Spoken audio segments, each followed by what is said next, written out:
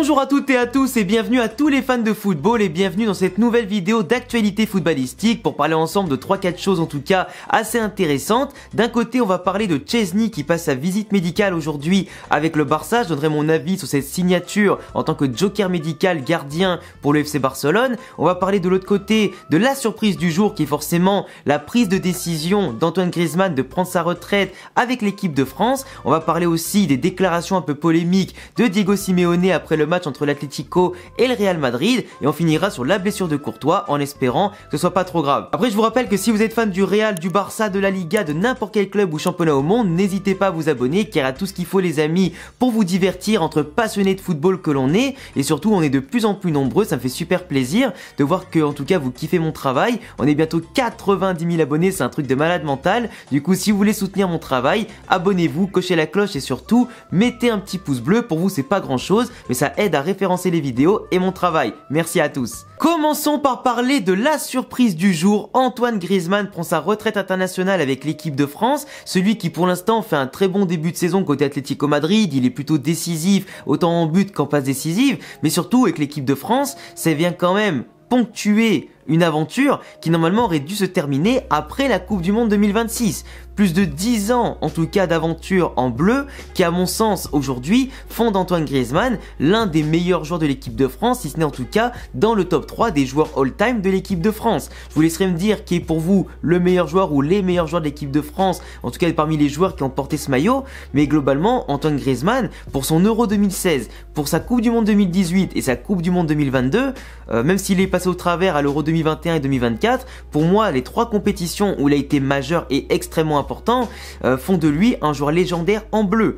Au-delà de ses buts, ses passes décisives, etc., l'aura qu'il a dégagée, l'abnégation qu'il a eue, la détermination qu'il a eue et son côté décisif dans les très grands matchs font de lui un leader emblématique, un joueur respecté par les supporters mais aussi au sein de l'équipe de France, quelqu'un qui a aidé l'équipe de France, même diminué par les blessures, à aller en finale de Coupe du Monde et en tout cas à déjouer un peu les pronostics, un joueur à qui on ne peut pas reprocher son engagement, même s'il y a eu quelques brouilles en interne, peut-être qu'on le disait qu'il avait participé au fait d'évincer Karim Benzema, quelques bruits aussi avec Kylian Mbappé parce qu'il était frustré de ne pas avoir le brassard de capitaine, le brassard de capitaine qui à mon sens aurait dû lui revenir parce que c'est un bien meilleur capitaine que Kylian Mbappé, c'est un joueur plus expérimenté, plus ancien, qui méritait de prendre la relève d'Hugo Lloris à ce niveau-là, qui a été en tout cas frustré au niveau de ça, qui a dû s'expliquer aussi avec Deschamps et surtout je pense que les derniers mois ont provoqué la fin d'Antoine Griezmann en équipe de France, dans le sens où à l'Euro 2024 il a été un joueur mineur du parcours, il n'a pas été important,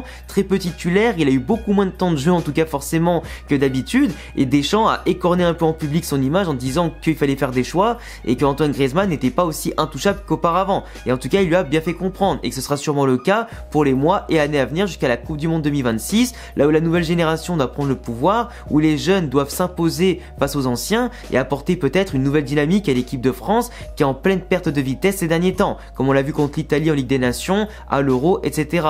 Mais globalement Antoine Griezmann met fin à 10 ans en équipe de France où il a énormément apporté. Et je suis persuadé d'un truc, c'est que là s'il se barre aujourd'hui, c'est qu'il savait très bien que Deschamps comptait pas le prendre à la Coupe du Monde 2026 malgré ses résultats avec l'Atlético Madrid et que sûrement il comptait pas être titulaire ou du moins il comptait pas le mettre titulaire. Et aujourd'hui Antoine Griezmann, si c'est pas embrouillé avec Deschamps, je sais pas pourquoi il aurait arrêté. Et pour moi, ça peut que être ça. Et le fait qu'aujourd'hui, quand même, son plus grand rêve était, à part d'aller en MLS pour l'après Atlético qui arrivera sûrement l'année prochaine ou dans 2 ans, il comptait faire ce mondial 2026 aux États-Unis. Donc renoncer à ce rêve-là, renoncer à une fin de parcours qui peut-être pourrait être incroyable avec 3 finales de Coupe du Monde de suite, on sait pas, et peut-être un trophée, avec une belle génération quand même qu'il faut quand même remettre sur les bons rails et tout ça. Moi je suis persuadé que Griezmann aujourd'hui renonce à tout ça à cause de Deschamps. Et après, bah forcément, ça en découle des choix. Cette vidéo, comme il l'a dit, où il passe le flambeau, où il a quand même été heureux d'avoir fait tout ce qu'il a fait. Il aurait aimé faire encore plus avec, pourquoi pas, remporter des euros, etc. Mais la Ligue des Nations et la Coupe du Monde, c'est quand même quelque chose d'assez important. Aller en finale une nouvelle fois, c'est aussi important. Et je pense que clairement, n'importe qui aimerait la même carrière internationale en bleu ou de n'importe quelle sélection qu'a eu Antoine Griezmann, qui a plus brillé pour sa part en sélection qu'en club. Il a été un flop au Barça, il a eu de la réussite à la Sociedad qui l'ont propulsé ensuite à l'Atlético, mais il a rien remporté ou presque rien avec l'Atlético Madrid. Donc forcément, en équipe de France, son rayonnement est bien meilleur qu'en club. C'est quand même un peu paradoxal par rapport aux grands joueurs habituellement. Mais bon, après voilà, il a fait son temps et puis maintenant il est temps de passer à la nouvelle génération, à d'autres joueurs qui vont éclore et peut-être faire encore mieux que la génération précédente. On verra ça. Szczęsny au FC Barcelone, c'est un petit peu la surprise aussi de ce début de saison parce que le Barça a perdu quand même Ter Stegen qui s'est pété le tendon rotulien du genou en retombant mal après en tout cas une sortie sur un corner. Ter Stegen qui va manquer toute la saison, Iñaki Peña le gardien remplaçant qui est loin d'être rassurant, qui n'est pas aussi bon qu'un Lunin qui avait dû remplacer Courtois la saison dernière, qui certes manque de temps de jeu, de confiance et d'expérience, mais qui n'a pas les prérequis à tous les niveaux pour être un gardien d'excellence en Ligue des Champions comme en Liga. Et on l'a vu, le Barça dès qu'ils ont pris 4 buts contre Osasuna, même si c'est pas la faute d'Iñaki Peña en grande partie, c'est pas le plus rassurant sur les sorties, sur les interventions, dans les duels, etc. Malheureusement, c'est pas l'assurance touriste. Il est pas capable de faire des giga miracles, du moins pas à tous les matchs, et pas pour un gardien en tout cas de très haut niveau dont a besoin le Barça. Après, le Barça aujourd'hui, entre le manque d'argent, etc., et aussi le manque d'opportunités post-mercato, il ne pouvait signer que des joueurs qui étaient libres ou simplement qui ont pris leur retraite et qui doivent revenir. Donc aujourd'hui, t'as Szczęsny qui a notamment été à la Juventus de Turin, qui a joué à Arsenal si je dis pas de bêtises et tout, mais tu vois, le truc c'est que Szczęsny, c'est un très bon gardien, qui est encore dans la force de l'âge, hein, pour un gardien, il est encore jeune et tout, enfin il a 34 ans mais c'est encore frais pour un gardien, il va vite reprendre le rythme et tout de la compétition parce qu'il a pas arrêté si longtemps que ça quand même, faut pas abuser, quelques temps, mais ce que je veux dire c'est que Szczęsny, c'est pas un gardien non plus que j'aurais vu au FC Barcelone, mais dans le choix qui se posait à eux, il y avait des Keylor Navas et tout, mais hors de question de prendre un Keylor Navas. Keylor Navas c'est une légende du Real, si je le voyais aller au Barça, honnêtement j'aurais trop la haine, j'aurais trop la mort, tu vois. Et je pense que même Keylor Navas, certains disaient qu'il était intéressé, mais concrètement, je pense que même lui, il se dit que c'est une mauvaise idée. Même s'il avait pourquoi pas besoin d'un challenge comme ça encore pour prouver qu'il est toujours frais pour le très très haut niveau, et il l'est toujours, hein, parce qu'au Paris Saint-Germain, il n'a pas été suffisamment respecté, mais au Real Madrid, c'était une légende, tu vois. Donc aller au Barça, ça aurait été problématique, mais Szczęsny au Barça, c'est clair qu'il va apporter quand même cette expérience, il a quand même un très bon jeu, je trouve, sur sa ligne et les sorties, il est quand même assez rassurant, même s'il a quand même fait pas mal de boulettes à la Juve ou dans ses différents clubs. Mais comme n'importe quel gardien finalement qui a pas spécialement des défenses de très haut niveau ou qui a connu des équipes et des périodes de très haut niveau, etc., et ou de périodes de moins bien au niveau collectif, mais Szczęsny ça reste quand même un gardien sur le peu qui était disponible, qui fait partie du haut du panier. Donc le Barça à mon sens pour une seule saison n'a pas fait un pari monstrueux de parier sur Szczęsny qui va sûrement leur sauver la mise à maintes et maintes reprises. Après si jamais il est pas bon, bah tant pis, mais au moins ils pourront pas dire qu'ils n'auront pas essayé. Et au moins ils ont fait tout ce qui était en leur pouvoir pour dégager du budget, pour payer le salaire, etc.